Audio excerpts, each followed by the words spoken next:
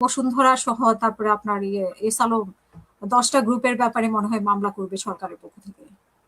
হ্যাঁ, এটা বলছে, বাট বলছে যে এটা আপনি তাহলে ফেব্রুয়ারিতে কথাটা বললেন না কেন, মানে আমাদেরকে এই কথাগুলো তো বলতে হইলো কেন? কারণ এই কথাগুলো তো আমরা গত 1.5 বছর ধরে, এগুলোতে আপনাদের নোট অফ ডিসেন্ট ছিল না কমিশনে। আপনি দেখেছেন ঐকমত্য কমিশনে তো আমরা ছিলাম, তো যেখানে আপনি নোট অফ ডিসেন্ট ছিল সেগুলো নিয়ে প্রচুর কথা বলেন, যেগুলো ছিল না সেগুলো কেন রেটিফাই করলেন না?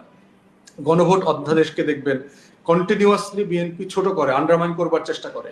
একটা জিনিস বলে জুলাই সনদ অক্ষরে অক্ষরে পালন করব, কিন্তু গণভোটের গণরায়কে অক্ষরে অক্ষরে পালন করবার ব্যাপারে বিএনপি কথা বলে না। দেখবেন যে এটা নিরন্তর প্রতারণার দলিল বলে দেখবেন।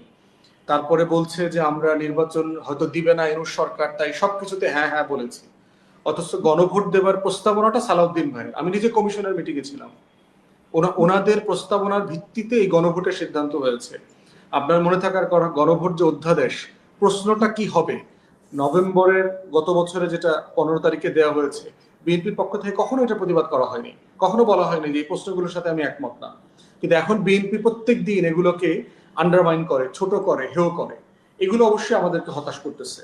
অর্থনীতির অবস্থা ভালো না, অর্থনীতির অবস্থা ভালো না এমন একটা সময়তে এসে আপনি আবার ইসলামী ব্যাংকে হাত দিলেন কেন?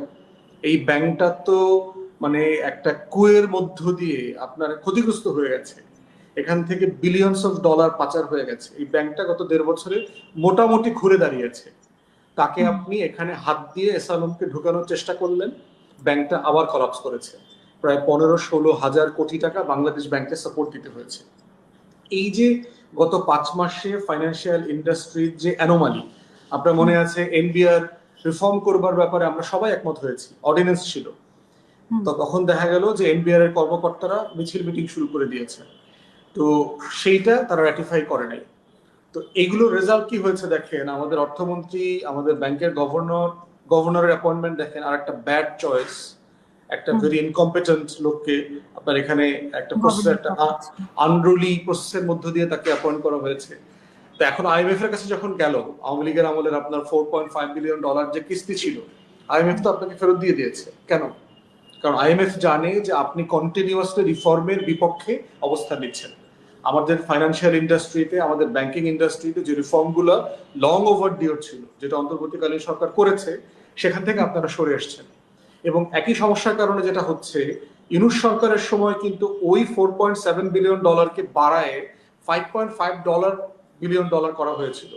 এখন এই পুরো প্রকল্পই শাটডাউন করে দিতে হবে, কারণ আইএমএফ স্যাটিসফাইড না। ফ্লিচ একটা ক্রেডিট এজেন্সি আছে, তারা বাংলাদেশকে ইতিমধ্যে আন্ডারস্কোর করে দিয়েছে গত 2 মাসের মধ্যে।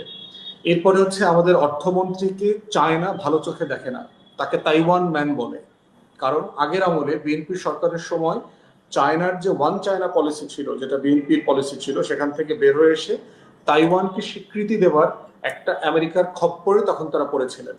তারা তাইওয়ানেতে এম্বাসি করবেন, আবার বাংলাদেশে তাইওয়ানকে এম্বাসি করতে দিবেন, এগুলো নিয়ে বেইজিং এর সাথে সম্পর্ক খুব খারাপ হয়ে গিয়েছিল।